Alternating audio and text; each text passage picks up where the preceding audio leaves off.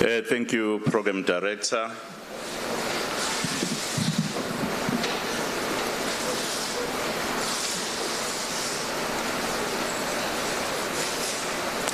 I think it's Dr. Daniel Mazibugo. His Worship, the Mayor of King Cetshwayo, Councillor Ezed Dlamini, the Oral Speaker of King Cetshwayo District Municipality, Councillor Mkhwanazi,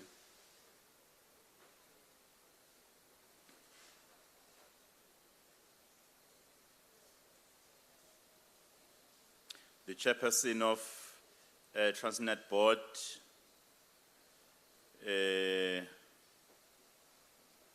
I think it's Dr. Sangu, if I'm pronouncing it correctly. The Group Chief Operating Officer, Mr. Soli Letsolo.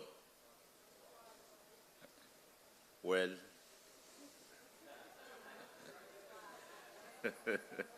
Letswalo. Oh, that's wonderful. The Transnet National Ports Authority Board, Chairperson, Mr. Nchoncho. The Acting TNPA Chief Executive, Advocate Defeto, Port Manager for TNPA Richards Bay, Mr. Mqadi. The TPL Chief Executive, Mr. Kati. VOPEC SA President, Mr. Naidu. FSS Chief Executive Officer, Mr. Andrew Canning. Well, I've also noticed that in our midst we have the former MEC, Mr. Mike Mabuyakulu, who's now is also co-chairing the Presidential eThekwini Working Group, mandated by the President of the Republic. The Provincial Commissioner for the Police, Lieutenant General Nhlanhla Mkhwanazi.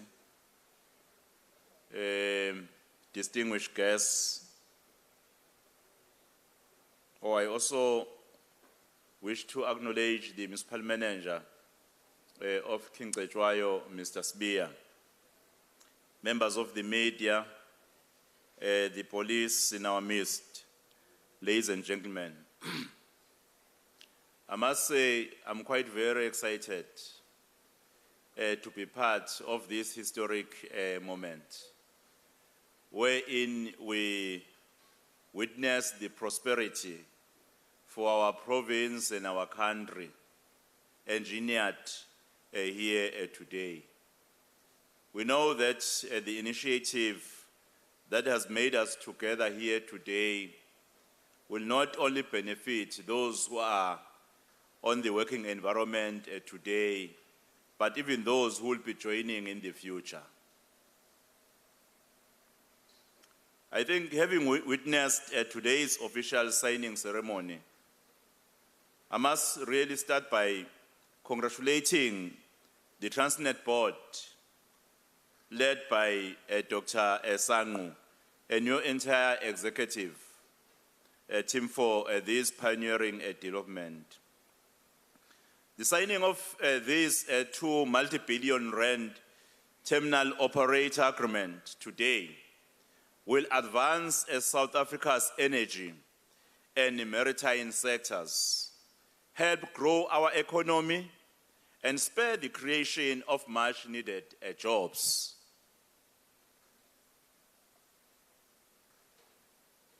Few days ago, we were with the President of the Republic and all other ministers, deputy ministers, and the premiers one of the fundamental deliberations was the issue of the inclusive economic growth and job creation, which is one of the three priorities that we have as the seventh administration.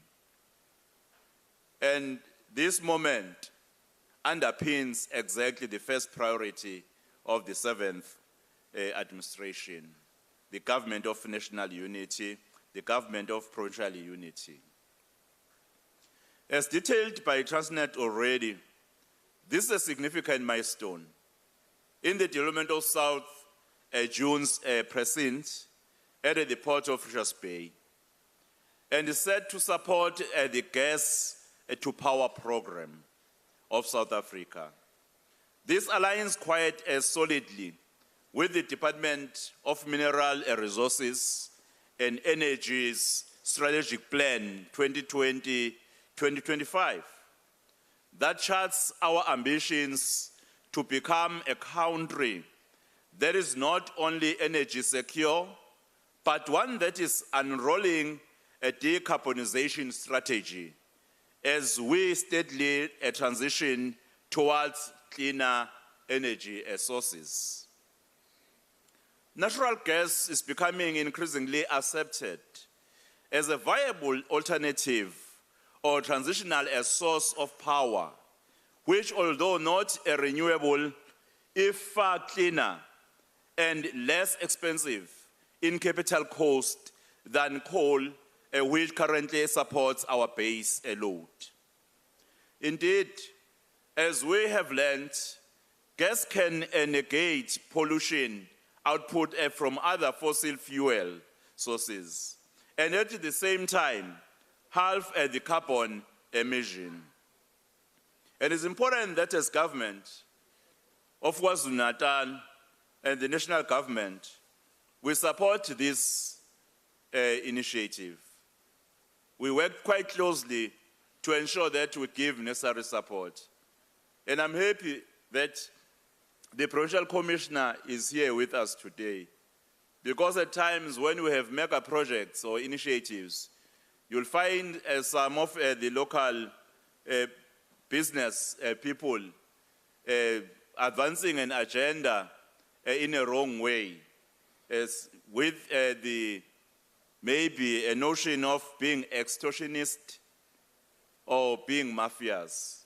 And I know that as the Lieutenant General is here today, it's a clear message that no one must stand on the way of this development.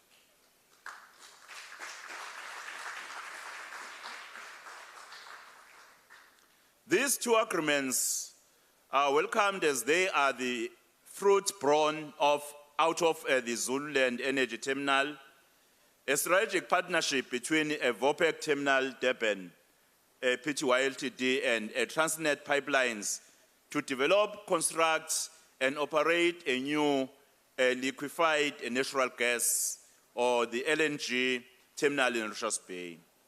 We are witnessing a demonstration of the infinite value of public-private partnership, which are key to unlocking the binding constraints of our economy by building infrastructure as the basis of sustained economic growth. This combined investment of over 7 billion underscores the success of public-private collaboration with the LNG project supported by a joint investment from TNPA, which is 30%, and the Zululand Energy Terminal Consortium, which is 70%.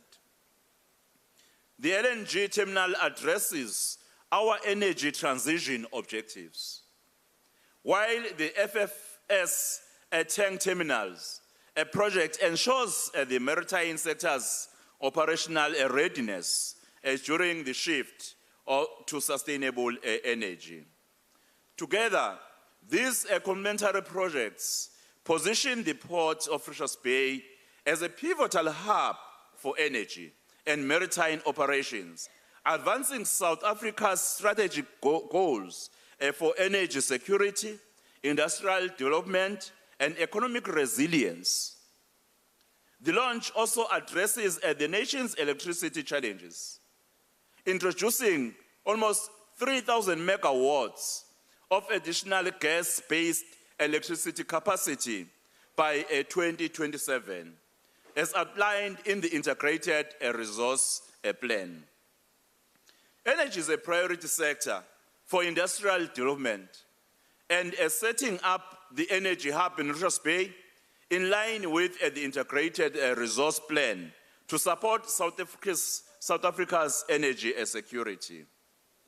These two projects are also in line with the TNPA's KwaZulu-Natal Ports Master Plan, which is to position the Port of Richards Bay as a key LNG import hub. Additionally to that, the two terminal operating agreements support the Eskom gas-to-power plant planned for the Richards Bay Special Economic Zone. One of the most pleasing aspects, ladies and gentlemen, of these developments is that they are expected to generate significant employments, in that they are expected, in fact, to present those opportunities in our country, in our province, and in this region, while also fostering skills development and driving a transformation in the maritime and energy sector. In this regard, the projects are expected to generate approximately 1,000 jobs, I'm told, with additional opportunities created during the construction of a berth 207 and pipelines. Today's signing again confirms that indeed KwaZulu-Natal will become the leading ecosystem hub that will attract much needed investment and create jobs in our province. The Richards Bay IDZ is one of two industrial development zones, the other being Dube Trade Port, both of them strategically located next to our premier ports.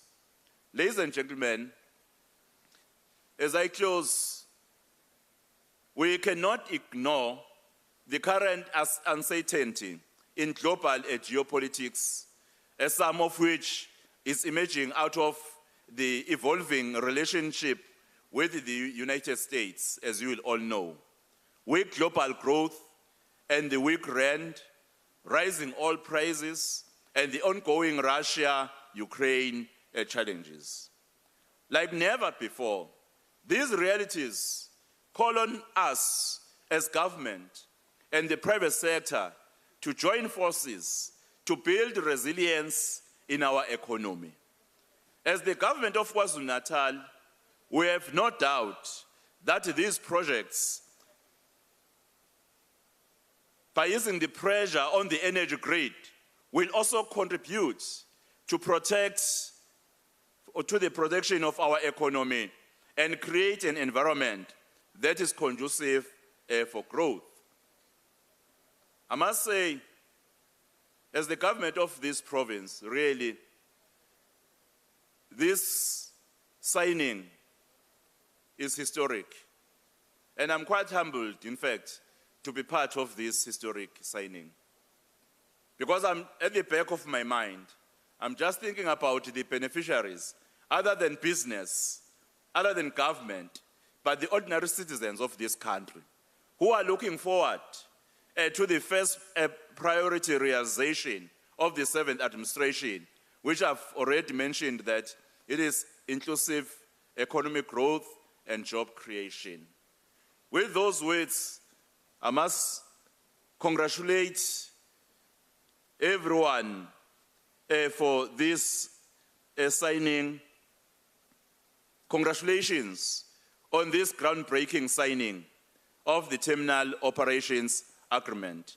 Ngiyafisa ukuthokoza kakhulu, and thank you very much for even inviting me. Thank you very much for that.